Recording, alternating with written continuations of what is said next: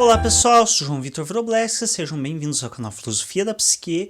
Hoje falar a respeito de um tema que eu já abordei em outros momentos, em outros vídeos, mas que eu acredito que ainda há algo que falar a respeito e é coerente a retomar. Por que que muitas vezes o convívio desgasta as relações, principalmente quando estamos falando em relações entre casais? Existe muito uma tendência de que o convívio acabe gerando um certo desgaste na relação entre os casais. Então, às vezes, inclusive, acontece de casais namorarem por muitos anos, e aí quando se casam e passam a morar juntos, a conviver diariamente, terminam. Às vezes terminam poucos meses depois de casados, um namoro que durou anos antes de casarem. E aí muitas vezes se perguntam, nossa, mas como viveram, namoraram 5, 6 anos e aí quando se casaram durou 3, 4 meses o casamento. Existe uma frase que o Freud utiliza nos 5 lições de psicanálise que diz mais ou menos isso, que ele fala que a pessoa mais feliz e bem-sucedida na vida é aquela que consegue construir seus castelos imaginários no ar. E o que isso significa, essa frase que o Freud utiliza nos 5 lições? Que quanto mais próxima a realidade é das nossas fantasias, ou as nossas fantasias da realidade, maior a tendência de felicidade.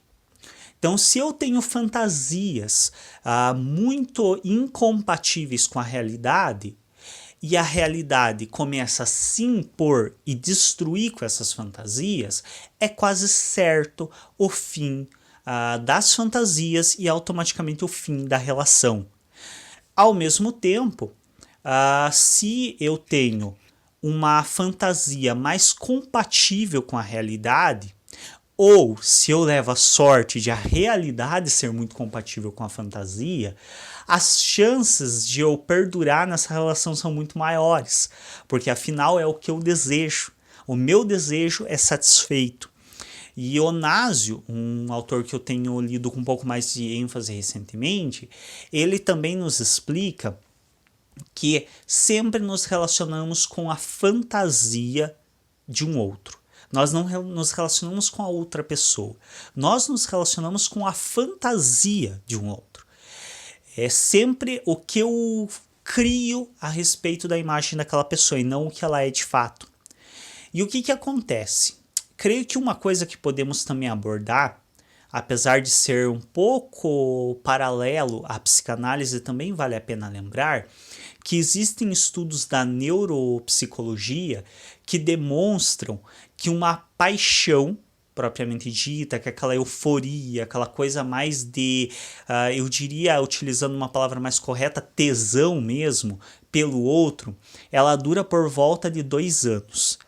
Isso são pesquisas feitas mais na área de neuropsicologia e neurociências, que trabalha um pouco com a coisa mais hormonal, com a coisa mais que mexe realmente com o movimento neural, com exames cerebrais que demonstram que normalmente os relacionamentos eles tendem a ter uma paixão, uma coisa mais eufórica e mais apegada ao outro nos 2 primeiros anos de relação. E isso é explicado pela neurociência em função do processo evolutivo de que são esses 2 anos a principal fase na qual um bebê precisa de cuidados. Tanto a fase da gravidez em si, quanto do primeiro ano de vida do bebê, que é um momento de extrema vulnerabilidade, tanto do bebê quanto da mãe. Então, ao longo da história se criou essa seleção natural, na qual sujeitos que permaneciam, casais que permaneciam juntos nesse período da gravidez e no período inicial de vida das crianças, tendiam a ter mais filhos e esses filhos sobreviverem por mais tempo a ponto de se reproduzirem e perpetuarem essa característica. E isso então já é um fator que temos que considerar, apesar de ser da neurociência mais do que cabível considerarmos dentro da psicanálise, que existe também essa coisa dessa euforia inicial pelo outro, que acaba com o tempo se desgastando.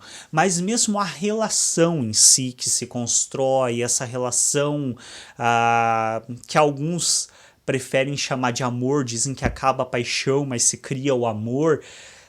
Existem aí outras análises a partir da psicanálise, mas essa relação que se constrói, ela se constrói de uma maneira fantasiosa. Então eu crio um ideal de outro, um ideal de como eu espero que esse outro seja em relação a mim. E com o passar do tempo, essa fantasia, ela começa a ser colocada em xeque. Então eu crio um ideal de um outro que sempre me apoia, de um outro que está ao meu lado, mas aí um belo dia eu tenho uma desilusão, acontece alguma coisa, eu passo um estresse e eu quero um apoio desse outro, e esse outro está ocupado com outra coisa, porque afinal não estamos 24 horas por dia disponíveis para as pessoas, não estamos, aliás, 24 horas por dia nem mesmo disponíveis para nós mesmos, que dirá para um outro. Então acontece de eu precisar desse outro e perceber que ele não está tão disponível quanto eu havia fantasiado que ele estava sempre disponível para mim. Eu fantasio um outro que é extremamente educado, respeitoso, mas com o convívio, com o dia a dia, eu encontro um outro que às vezes perde a paciência e me manda para aquele lugar. Porque afinal, todos em algum momento acabamos nos estressando e às vezes perdemos um pouco o tato social. É importante, claro, que analisemos isso e que não deixemos que isso se torne constante, mas acontece. Conforme essas fantasias vão sendo desconstruídas e eu vou me deparando com essa realidade que não condiz com a fantasia, há uma tendência de que eu me desiluda com essa relação. Por isso que com o passar do tempo as relações se desgastam. Há um desgaste natural nas relações, porque a todo momento as fantasias das pessoas são colocadas em xeque. E eu já vi no discurso de pessoas que eram anos casadas, que acreditavam ainda nas fantasias e que um belo dia começaram a colocar essas fantasias em xeque mesmo depois de muitos anos juntos. Então as fantasias elas podem durar anos e quanto mais durarem essas fantasias ou quanto mais elas forem compatíveis com a realidade ou a realidade compatível com elas, maior a tendência de sucesso de uma relação. Quanto mais incompatíveis essas fantasias forem, maior a possibilidade de fracasso da relação. Então, se eu fantasio um outro muito perfeito, muito mirabolante, que não condiz em nada com o que o outro é, rapidamente isso vai ser colocado em xeque e rapidamente essa relação vai se desfazer. Isso é uma coisa que acontece muito também quando nós temos alguns terapeutas que não são tão éticos quanto deveriam, que se relacionam com pacientes, tanto mulheres quanto homens, em relações homoafetivas ou heteroafetivas, pessoas que acabam ultrapassando os limites éticos e muitas vezes até dão alta para o paciente, mas ainda assim existe uma análise ética muito importante de ser feita e acabam se relacionando com esse paciente.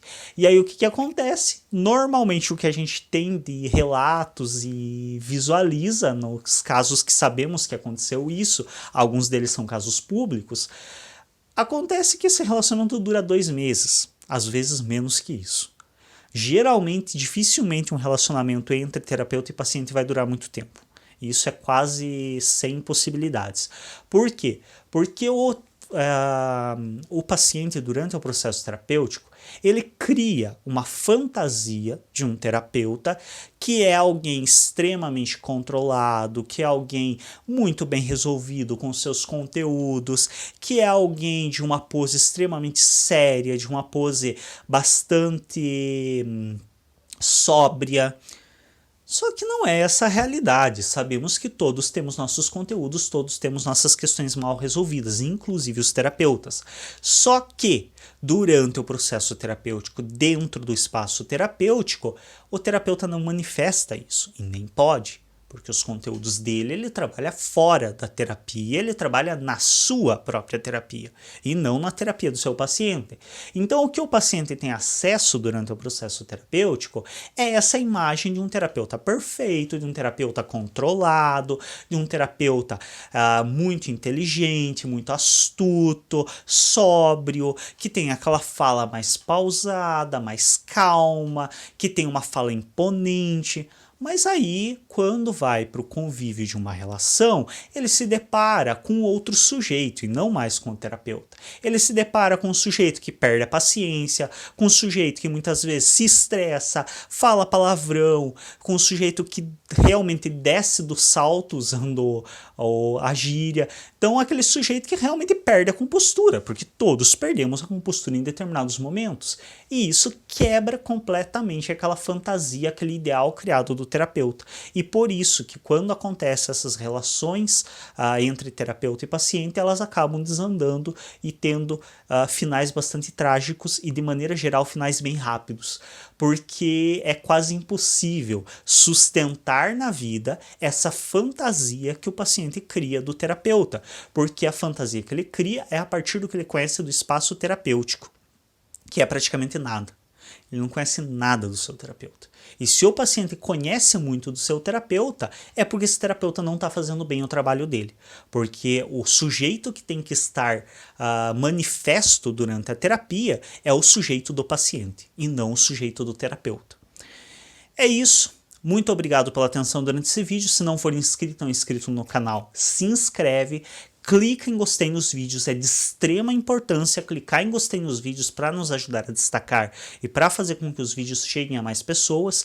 Compartilhe nas suas redes sociais, comentem aí também no vídeo, é importante para a gente também estar tendo o retorno de vocês e até um próximo vídeo.